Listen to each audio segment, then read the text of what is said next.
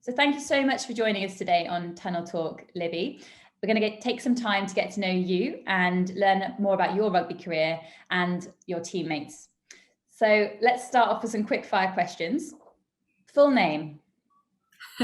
Elisabetta Magdalena Janse Van Rensburg. Wow. Yeah, but Libbie's fine. Libbie's fine. Good, good. Yeah. Birthplace? Alice Ras Limpopo. Current location? Pretoria. When did you first start playing rugby? 2013. And the first position you ever played at? First position was fly half, but I only played sevens. I only started playing 15s in last year and also started in the fly half position there. Brilliant. And your career highlights so far? Career highlights is definitely the past weekend. We played against Spain on Emirates or Ellis Park in Johannesburg. It was my first 100% kick rate. So I'm very chuffed with that. I got 8 of 8. And that's definitely on such an iconic stadium. It's something that's going to go down in my history books. Yeah, incredible. And what's your favorite sport outside of rugby? Your favorite sport outside of rugby is going to sound strange, but rodeo. Rodeo, what is this? Yeah, so like bull riding or bronco riding. It's really exciting for me to watch that. Yeah. Oh my God, that's the most interesting answer we've had so far on Tunnel Talk. And more broadly, how do you feel your preparation for the Rugby World Cup is going? What's your sort of daily schedule been looking like as part of the preparation? So firstly, the last few test matches that we've had has definitely been very beneficial in terms of our preparation. Obviously, there's nothing that's better than game time really for all the ladies. So I think our coaches have been trying to give as much game time to everyone as possible because you never know what's going to happen at the World Cup. Anyone could be called in to fill a spot. So I think that's definitely helped us a lot. We've also been in camps quite often now.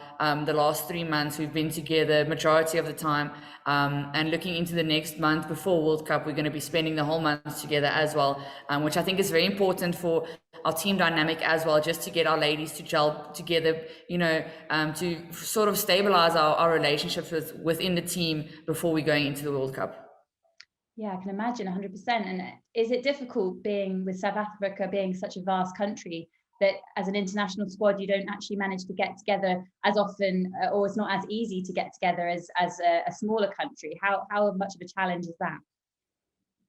Yes, no, it definitely is a challenge. I think prior to this year, because this year is a World Cup year, we are definitely getting into camps a lot more often than it was in the past. I know, for example, before I joined the squad, the ladies would maybe see each other 1 week prior to touring, maybe 2 or 3 times a year. So there's definitely challenges in terms of that. Also, a lot of our ladies come from places where we don't necessarily have the resources or proper fields to go to train at or gyms to make use of. So we often miss out on training time, training experience where other girls can go home, you can assure that their fitness and their rugby skills will stay on level, but not everyone in our team has that resources to make use of. Yeah, so it's an extra challenge for your country as a whole. But personally, as a player, what's your rugby journey been like? You say you first picked up a rugby ball when you were 13 years old, did you say? And you've also played lots of different formats of the game. Yeah, so my first interaction with rugby started when I was very, very little. I was surrounded with boy cousins when I was growing up, and I always just wanted to play rugby with them. In Afrikaans culture, rugby is a really big thing. So the boys would always be playing rugby, and I was never scared to get involved with the boys and, you know, to get down and dirty with them. I started playing touch rugby when I was 16 years old. Jumped into that experience. I played a Touch Rugby World Cup in 2019 as well with the senior ladies, which was in Australia, which was an amazing experience. But during that preparation for the Touch Rugby World Cup is when I sort of got exposed to sevens. And it was at the University of Pretoria. The head coach just saw me training with a rugby ball and came to me and asked me if I would be interested in trying sevens.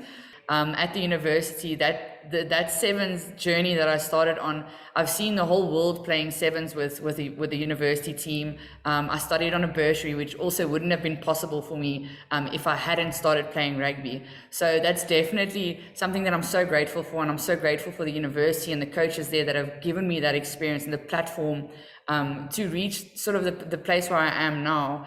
I never ever considered playing 15s until the COVID pandemic hit, actually, which is quite interesting because due to the fact that there was a pandemic, our varsity team wasn't traveling so much with the sevens.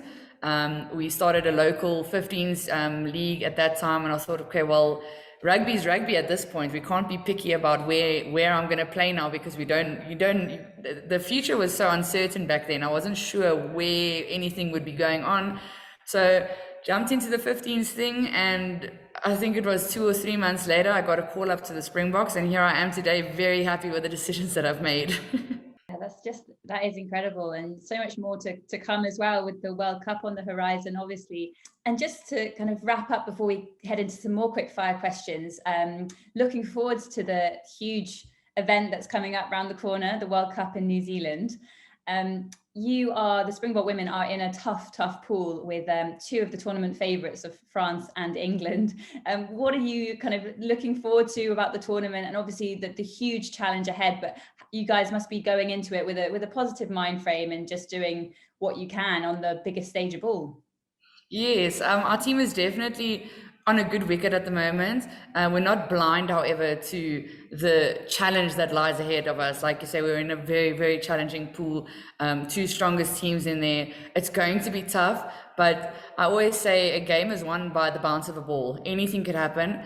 We played against France last year in the November series. It wasn't a great score for us, but we know we've experienced them in the past. So it's not like we're going into this game with them, our first opening game of the World Cup, blindly. Okay, we're just going to finish off with some quick fire questions about yourself once again, and then just some about your teammates. All right. Okay, so what is your favorite soft drink? Cream soda.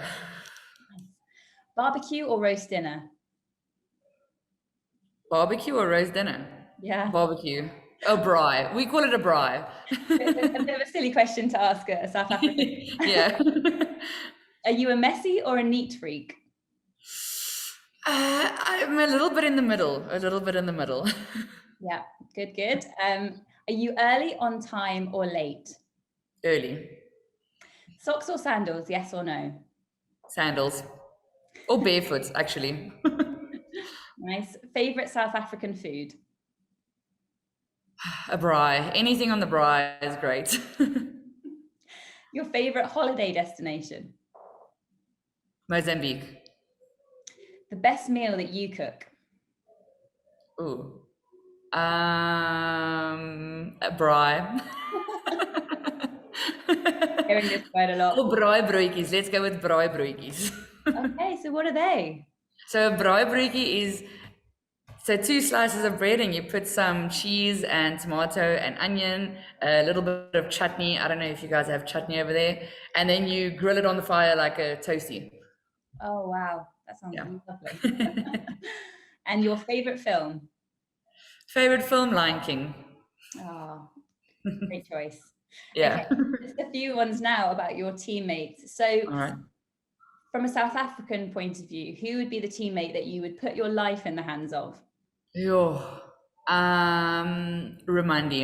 Potgieter. She's one of our scrum halves at the moment. Her and I both started playing at the same times at the Blue Bulls. So yeah, she's a close friend of mine.